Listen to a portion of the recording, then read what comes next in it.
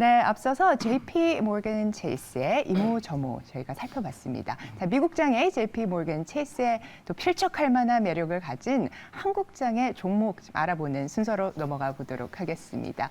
자, 오늘 금요일인데요. 이성웅 다올투자증권 영업부 차장님 함께해 주셨습니다. 어서 오십시오. 네, 안녕하십니까? 네, TGIF입니다.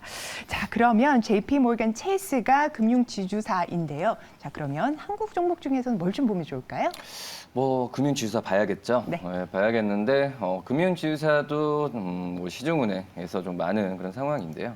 저는 이제 KB금융 좀 말씀을 좀 드리도록 하겠습니다. 네. KB금융 같은 경우에도 시중은행 안에서도 이 보통주 자본 비율, 보통주 자본 비율이 거의 13%대로 올라오면서 가장 높은 상황이기 때문에 어떤 주주하는 정책과 많이 연관이 되는 비율이라고 봤을 때 이 KB금융이 그래도 금융지주사 안에서도 가장 좀 친화적이지 않나라고 좀 생각이 되고 있고요. 또 KB금융 같은 경우에는 역시 금융지주사로서 어떤 본업을 사업을 따로 하는 건 아니고요. 이 뭐 자회사에 대한 수익 구조로서 평가를 받고 있는 상황이기 때문에 이 자회사들의 실적에 대한 그리고 이 향후의 행보에 대한 부분이 제일 중요하다라고 좀 생각이 되고 있고 특히 이제 뭐 KB국민은행, 뭐 은행 업종에서의 그런 그 수익 구조 부분은 대부분 크게 뭐 변동은 없어요. 하지만 이 금융지주사들의 실적의 변동성에서 어떤 리스크라기보다도 예측이 어떤 그 플러스 마이너스가 좀 스펙트럼이 넘는 게 바로 이제 비은행 쪽이라고 좀 볼 수 있거든요. 지금 KB금융 같은 경우에는 뭐 증권, 카드, 보험, 캐피탈 여러 금융 비은행 쪽에서의 이 구조가 좀 자리가 잡는 부분이 역사적으로 본다고 하더라도 좀 오래됐고요. 뭐 그리고 비즈니스 포트폴리오에 대한 부분에 있어서 이 비은행 쪽에서의 비중을 많이 확대하는 부분으로 가고 있기 때문에 이 금융지주사 안에서도 말씀드렸던 이 주주 친화적인 뭐 배당이나 이런 부분과 이 비은행 쪽에서의 이익 구조 면에서 봤을 때는 KB금융이 그래도 선두에 있지 않을까라고 네. 좀 생각이 되고 있고요. 이 올해 같은 경우에도 이 순이익 같은 경우에 거의 5조 가까이 될 가능성이 굉장히 좀 크다라고 좀 생각이 되고 있고 뭐 이자이익도 4.4% 증가하는 모습을 좀 보여주고 있지만 중요한 부분 같은 경우가 이 보험 쪽, 이 KB손해보험, KB생명보험 쪽에서의 순이익 확대 부분이 일반 은행보다도 높은 구조로 갈 가능성이 굉장히 크다라고 판단되고 있습니다.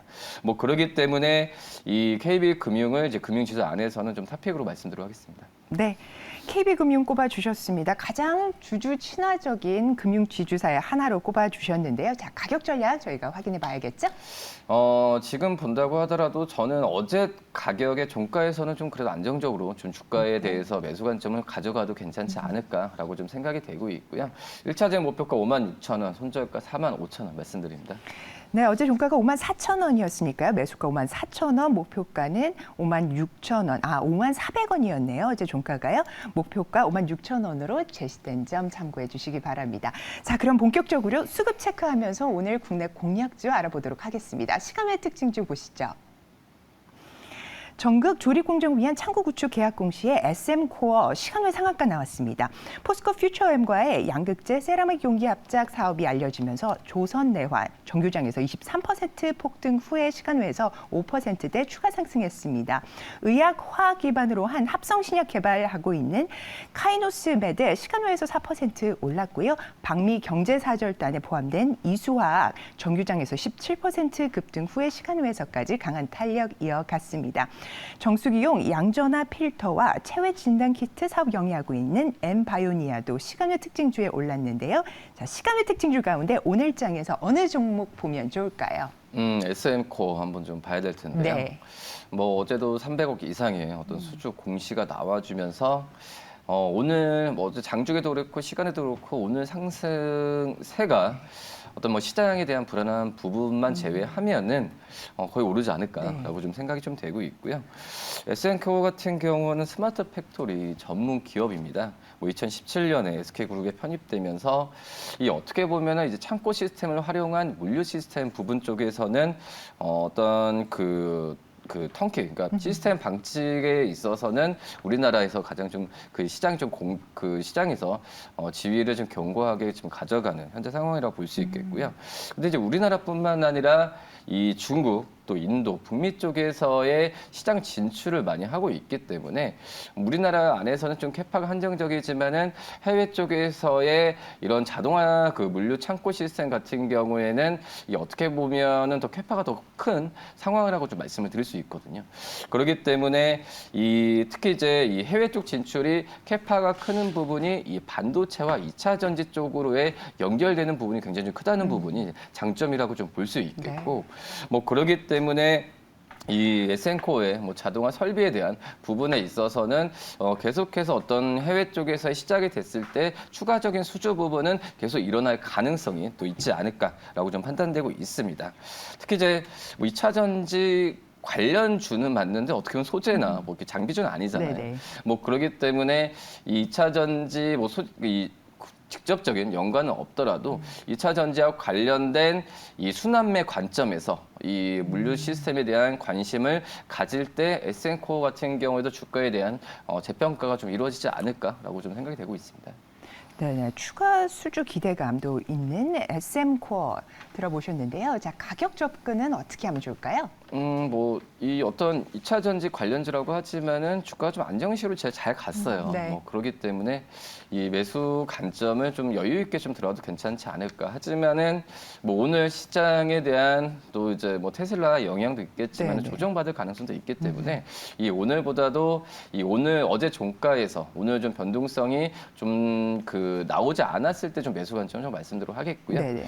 1차적 목표가 8,600원, 손절가 7,200원 말씀드립니다. 네네, 매수가는 좀 보수적으로 진입을 하시면 좋겠다는 말씀 드렸고요. 목표가는 8,600원으로 제시됐습니다. 자, 그러면 최근 외국인 기관 순매수 종목 가운데 저희가 오늘 공략해 볼 만한 종목이 있는지 살펴보도록 하겠습니다. 외국인 기관 순매수 중에서 외국인 순매수 특징주입니다. 자, 이번 주 수급 특징주 단골 종목입니다. 한국항공우주 21일 연속 외국인 담고 있네요. 자, 엔터주에 대한 외국인의 러브콜도 이어지고 있습니다. 하이브 17일 연속 외국인 수급 유입됐고요.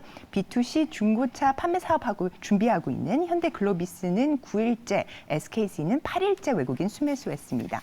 치과형 디텍터의 성장성 기대감 높은 뷰웍스도 외국인 순매수 특징주에 올랐습니다. 이어서 기관 순매수 특징주 보시겠습니다. 휴대폰용 LCD 100유닛 제조사 이라이콤 기관이 장장 46일째 남았습니다. KT도 한 달 넘게 기관 순매수에 기록했고요. 총선 바람 타고 들썩이는 건설주 기관이 16일째 현대건설 사들였습니다. 어제 4% 빠진 선익시스템 기관이 9일째 순매수했고요. 자, 어제장에서 기관 매도세가 유난히 거셌는데요. 그래도 방산주는 강했습니다. LIG넥스원 기관 순매수 특징주에 올랐습니다. 네, 차장님, 우선 외국인 순매수 특징주 가운데 오늘의 토픽 꼽아주신다면요?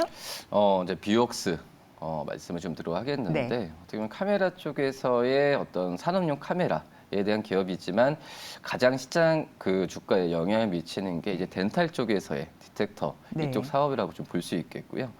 지금 현재 본다고 하더라도 이 동영상 디텍터 사업 같은 경우 특히 이제 덴탈 쪽에서의 이 성장성이 계속 지금 그 연간으로 본다고 하더라도 뭐 코로나 이런 거 상관없이 이 성장폭이 일반 산업용 카메라보다도 점점 더 올라가고 있는 추세거든요. 뭐 2019년에 본다고 하다 119억이었는데 벌써 이제 작년에 뭐 309억까지 올라오는 걸 본다고 하더라도 이 덴탈 쪽에서 디텍터 사업에 대한 이 뷰웍스가 계속해서 좀 투자를 하고 있고 이거에 대한 성과가 나와주고 있는 것 자체가 좀 긍정적이다라고 생각이 되고 있고요. 지금 이제 이 덴탈 쪽 디텍터 사업의 주도인 키워드는 바로 이제 유럽 시장이라고 좀 볼 수 있거든요.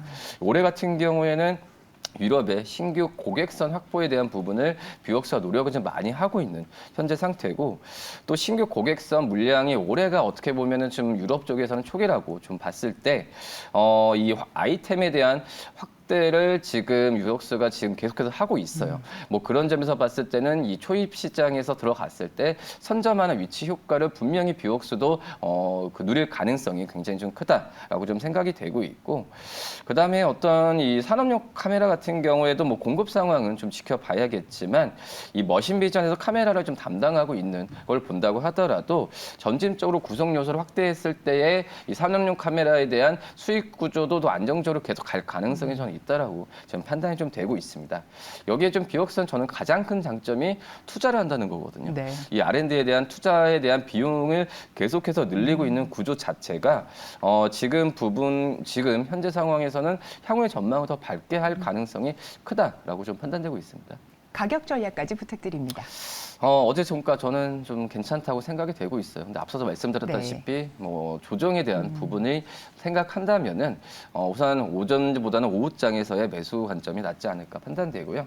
목표가는 1차적으로 37,000원, 손절가는 3만 원 말씀드립니다. 네, 오전장에 변동성 나올 수 있는 만큼 오후장에서의 매수 접근 그리고 목표가는 37,000원으로 제시됐습니다. 자, 그러면 기관수 매수 특징주 가운데 토픽도 들어보겠습니다. LIG 넥슨 LIG 넥스원, 네. 드릴 텐데 우선 지금 이제 방산주에 대한 관심이 다시 한번 지금 올라오고 있는 상황입니다. 뭐 잘 돼야겠지만 뭐 전쟁은 비극이지만 하지만 우리나라 입장에서는 이 어떤 진영적 리스크를 통해서 이 방산 업종이 이 재평가를 좀 받았다라고 생각이 되고 있고요. 제가 본다고 하더라도 올해 또 이 우리나라에서 그러니까 해외 수주가 일어날 수 만한 그런 산업이 방산 아니면 이제 원전 같거든요. 네. 그런 점에서 이제 방산주 같은 경우에는 잠시 쉬어가는 모습을 좀 보여주었지만 이제는 그 몇 년 전 테마가 아니라 이제는 실적주로서 이 방산 업종에 대한 관심을 좀 계속 가져야 된다라고 말씀을 드릴 수 있겠고, 특히 이제 뭐 LIG 넥슨 그리고 앞서서 뭐 그 외국인 투자 상위에서 한국항공우주도 네. 그렇고 하나 에어로스페이스도 그렇고 이 방산 업종 안에서 탑픽 종목들 같은 경우에는 지금 수주에 대한 얘기가 거의 뭐 한 달에 한 번씩 계속 들리고 있거든요. 뭐 그런 점에서 보면은 이 방산 업종에 대한 종목들 잠깐 쉬어가고 다시 한번 주가에 대한 상승 여력이 있었을 때 매수 관점으로 접근해도 괜찮다라고 좀 생각이 되고 있고요. 특히 이제 그 뭐 LIG 넥슨도 그렇지만은 이제 뭐 유도 미사일이나 여러 가지 면에서 봤을 때 지금 그 모든 글로벌 국가가 어떤 공격하는 무기에 대한 수요가 아니라 방어 체계에 대한 부분에 있어서 수요가 가장 더 많다라고 좀 판단되고 있고요. 네. 뭐 그렇기 때문에 작년에도 이 LIG 넥슨이 수주장과 역대 최고였어요. 뭐 그런 점에서 본다고 한다면 이 방산 업종, 뭐 LIG 넥슨이 이 기간수에 올라서 말씀을 드리지만 네. 방산 업종 안에서도 이 말씀드렸던 이 탑픽 4개 종목 같은 경우에는 꾸준하게 좀 관심을 좀 가졌으면 좋겠다라고 좀 생각이 되고 있고요. 뭐 지금 현재 본다고 하더라도 우크라이나, 러시아지만 수주가 거의 이제 그 동유럽, 그 주위 국가들한테 나와주고 있거든요. 그럼 파급 효과가 이 우리나라 그 방산 업체들한테도 지금 나와주고 있는 상황이기 때문에 네. 물론 전쟁이 종식이 돼야겠지만 종식됐을 때의 뭐 수주에 대한 부분에 있어서 불안감이 좀 있을 수는 있겠지만은 저는 어떻게 보면은 이런 건 계속 몇 년 동안은 향후에 어떤 이 글로벌 기업 국가들의 정책이 계속 나올 가능성이 크다고 판단되고 있거든요. 뭐 그렇기 때문에 LIG 넥슨을 중장기 관점으로 저가 매수하는 점이 좋지 않을까라고 좀 생각이 되고 있고요. 근데 지금 올해 그 1분기 때는 환율이나 또 이제 손실 총단거 환입 때문에 1분기 실적에 대한 기대감보다는 하반기 실적이 더 기대가 되기 때문에 LIG 넥슨에 대한 이 하반기 실적을 대비한 매수 관점을 가지면 좋지 않을까 이렇게 판단됩니다. 가격 전략까지 부탁드리겠습니다. 1차적으로 목표가 89,000원, 손절가 7만 원 말씀드리도록 하겠습니다. 네, 1차 목표가를 89,000원으로 제시해 주셨습니다. K방산 추가적인 성장 기대감뿐만 아니라 이제 실적주로서의 꾸준한 관심 필요할 때다 이렇게 말씀을 해 주셨습니다. 한번 체크해 보시면 좋겠습니다. 자, 이렇게 해서 수급을 중심으로 전날 시장 흐름 짚어봤습니다. 예리한 분석으로 시장 맥을 짚어주신 이정웅 차장님 오늘도 말씀 대단히 감사합니다.